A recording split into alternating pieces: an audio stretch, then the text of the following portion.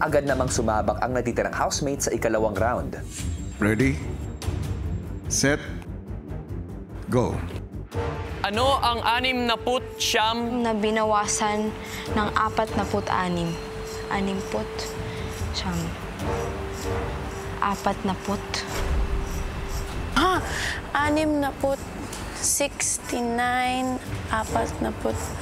Hala, 69, 46, 69, 46, 20. 3, 9, 8, 7, 6. Napot. Siyam.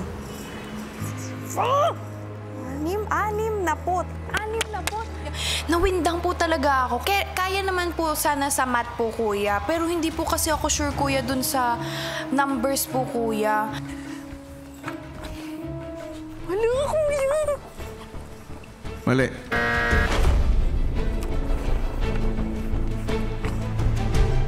Mali.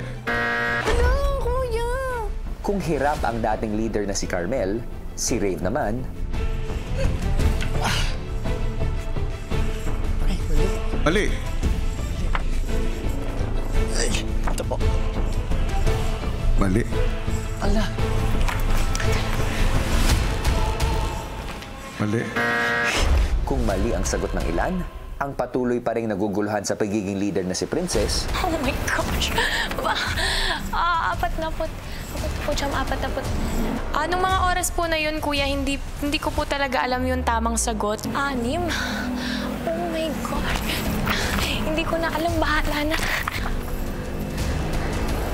Ama. Isang hakbang na lang, pwede kang maging leader. Grabe talaga, kuya. Parang gumaganon yung puso ko. Nalilito po siya. Kasi, kuya, alam mo, bago ako pumasok dito, ang mindset ko talaga, kung para sa'yo, bibigayin sa'yo. Kahit umayaw ka, bibigay talaga sa'yo. Pupusyan ni Lord. Kuya, pag ako talaga naging leader, iiyak talaga ako. Kasi, kuya, natatakot talaga ako. Like, oh my gosh. hanggang sa isa-isa na ring nakuha ng housemates ang tamang sagot. 69, 46, 46, 23.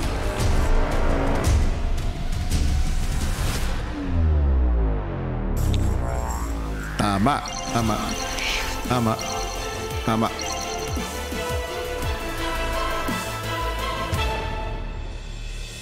Matapos ang ikalawang round, Natapos na ang pangalawang round at 6 sa inyo ang hindi na magkakaroon ng pagkakataon upang maging leaders.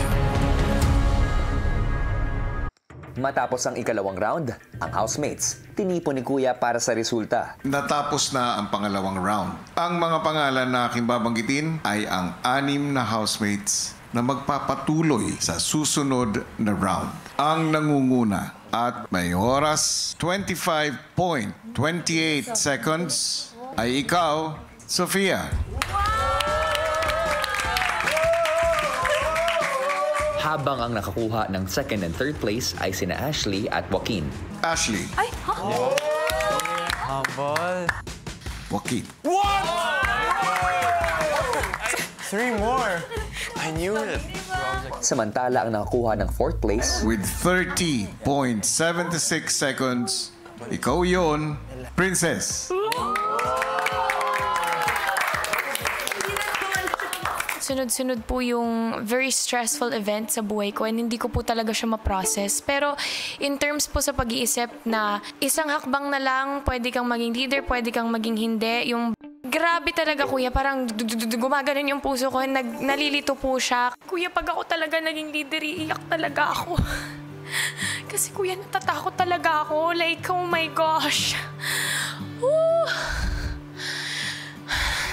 Ang ikalimang housemate na kwalipikado na magpapatuloy sa susunod na round ay ikaw, Eliza. Hindi.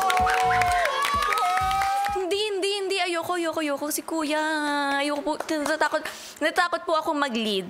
Alam ko po na baka, siguro, kuya, hindi ko po kayang mag-lead.